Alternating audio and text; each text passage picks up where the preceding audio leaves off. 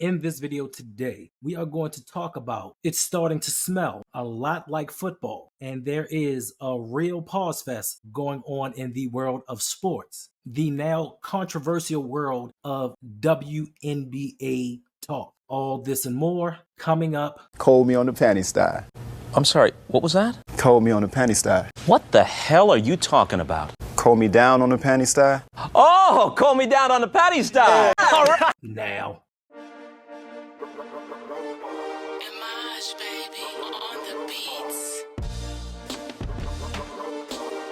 all right, everyone, we are now in the phase of mandatory minicamp, where the players technically are supposed to show up and start to formulate what is going to be the team going forward for the 2024 NFL season. And for the most part, all of the big names are there, minus the ones that are out with injuries. Nothing really major going on with the Baltimore Ravens. We don't have any holdouts. We don't have people that aren't just showing up for contractual reasons. The only real concern we have is with Kyle Hamilton, who missed all of OTAs, and he is out because of an elbow injury. Apparently, he had some loose bodies in his elbow, and they just cleaned things up. They're trying to get things straight for the regular season. Marlon Humphrey is back after missing all of OTAs, but there is nothing major going on except for the health of maybe Keaton Mitchell. So for day one of mandatory minicamp, the Ravens pretty much dominated on defense like we've always said that they would, especially with the beginning of the formulation of this team. Coach Evans said it best: listen, it's easier to come in and start off with defense because it's pretty much see ball, get ball, chase ball. Pretty much it. You have your disguises, your coverage, but it's pretty much, hey, you got the cat in front of you,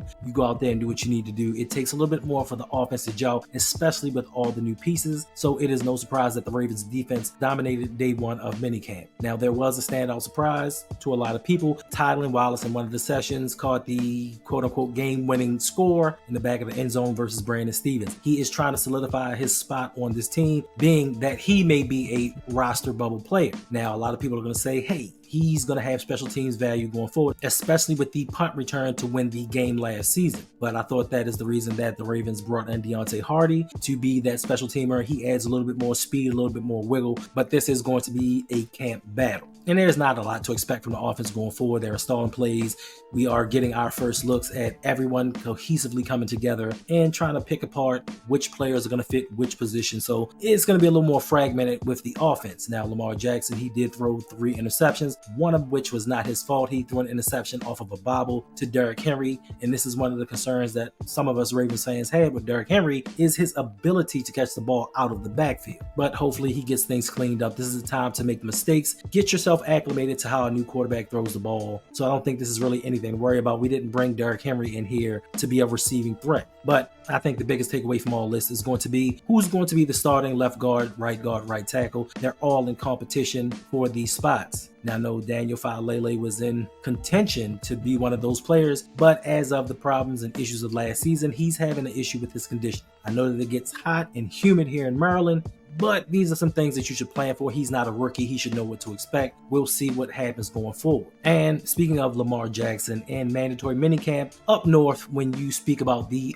Baltimore Ravens north, we talk about the New York Jets. And Aaron Rodgers missed the first day of mandatory minicamp, and I guess he told the team, hey, I got some things going on. I got some obligations that I would prefer to be at rather than being here with the rest of you guys. So the word is, as of now, Aaron Rodgers will not be at Jets minicamp at all. I know this was a source of contention. This was a big talking point when it came to Lamar Jackson missing voluntary OTAs. The talk was about, you're the leader, you're the highest paid, you're supposed to be here and represent your organization. Now, when it comes to Aaron Rodgers, I'm not seeing that same vitriol. I'm not seeing that same venom spewed at Aaron Rodgers because, of course, they're going to talk about, hey, he's a 4-time league MVP, Super Bowl champion. He knows what to expect going into training camp. But the difference here is Lamar Jackson has been with this organization going into his 7th year. This is Aaron Rodgers' 2nd year in the Jets organization. He only played 4 snaps last season, so he's truly not acclimated with this team. And for those of you all that said Lamar Jackson needs to be here to get us to a Super Bowl and get his mind right and focus on football, what do you have to say about Aaron Rodgers?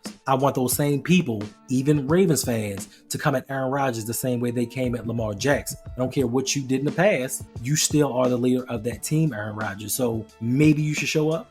These are just some of the thoughts I have in my mind. I could be totally wrong, but I just say, hey, Keep it a buck with everybody. Keep it the same all the way around. No controversies, no conversations. Next up, we have another publication. Of course, there is not much news going on around the NFL, around the Baltimore Ravens. So they're coming out with these articles, giving their opinions on certain things. And one article that caught my attention was the best top wide receiver quarterback combos or duos in the league. And of course, there was one omission: Lamar Jackson, Zay Flowers. Don't understand how they could not be on this list. They named the top 12 combos in the NFL going into the 2024 season. Now, to me, I'm not saying that we have the best when it comes to an aerial attack in Baltimore, but come on, 12 better than what we have here right now, especially with some of the participants that they had on this list, had me scratching my head a little bit. They had Bo Nix and Cortland Sutton. Bo Nix is a rookie and hasn't done anything in the NFL. Cortland Sutton is a decent wide receiver, can't seem to stay healthy, but that quarterback makes you think a little bit.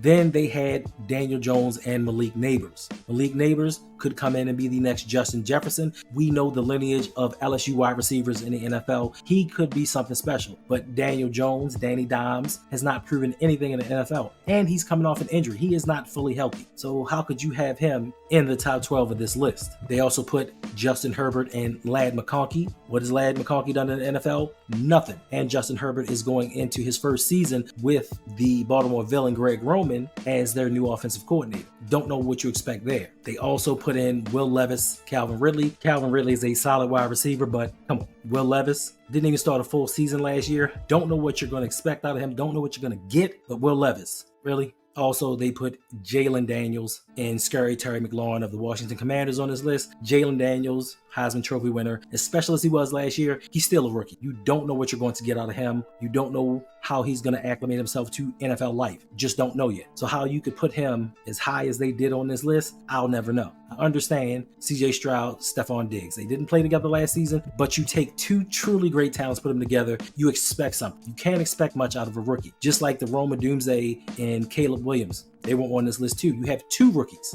not one, two. Never played in the NFL and has never done anything, but you put them on this list. I understand the lack of respect that we have here in Baltimore, but to omit Lamar Jackson and Zay Flowers off this list, to me, crazy. Also, there was a publication ranking the top wide receiver rooms in the NFL. And of course, as expected, the Baltimore Ravens wide receiver room fell in tier 6 quarterback dependent, meaning it's nothing really special in there. You have Zay Flowers and a bunch of guys. They're more dependent upon what their quarterback can do and how they're going to make them better. And I know from some comments that I've had in other videos, people are going to say, but Hendo, it's not the wide receivers that are going to help us win. It's going to be the offensive line. They're in flux too. It's not like they're stout and we know what we're getting out of them. We have speculation and hope for the offensive line, just we have speculation and hope for this wide receiver room. We just don't know. Hopefully with this mandatory minicamp, we can start to fit the pieces of the puzzle and put them together. But as of right now, wide receiver room, totally lacking. Now for some news outside of the NFL, we have the Caitlin Clark situation. With the Caitlin Clark situation, there's been a lot of talk, a lot of speculation, a lot of division as far as Caitlin Clark being left off of the women's Olympic team. Now for me, I don't see a problem with it. I know that there have been a lot of people talking about, listen, she may not be one of the 12 best players in the world, but she will bring notoriety, she will bring eyes, and it will only help the WNBA as far as ticket sales, merchandising, and just viewership all the way around. I get it, I understand it, I don't debate that point, but how are you going to leave somebody else off of a team just to bring her in? If you don't know, there is already some jealousy, and I know people are going to deny that there is, but there is a lot of jealousy going on around the league as far as the attention that Caitlin Clark is getting. Now, she was a superstar in college, but she's struggling to kind of have that same success in the league. I don't know if she thought that it was going to be the same thing, but she's playing against grown women. Now, my rebuttal to this is, I get it. You want to get her out there for publicity. You want to bring her out there to hopefully draw more people into the WNBA. But the one thing that I don't think a lot of people are looking at is the aspect of Olympic viewing and regular season league viewing are two separate things. A lot of people that watch a lot of different sports and competitions in the Olympics do not go back and watch regular leagues. They watch the Olympics for the Olympics. Now, I'm not saying that it wouldn't help it grow some, but what would happen and how much negative publicity would the WNBA get once Caitlin Clark is on this team, shows up and doesn't play a whole lot? When her fans are out there protesting saying, you need to put her in the game more. She's the best player out there. She's not the best player out there. Right now, she's not even the number one rookie in the WNBA right now. So just to give her a special advantage, just to give her a pass to put her on the team, to me is insane. We have snubs in the NBA. We have snubs in the NFL. We have snubs all the time, but none of them have been as polarizing or more talked about than the Caitlin Clark situation. Now, I understand you have fans and your fans love you and just think you're the greatest thing since sliced bread. But when it comes to Caitlin Clark, she's not as good as she was in college. She may be a draw, but like the representatives at the Olympic Committee said, we're not here to get viewers. We're not here to bring more eyes into a sport. We're here to field the best team that we can to win a record 8th gold medal. And that includes men's and women's. So when you start showing favoritism for one, when does it trickle down and go to somebody else?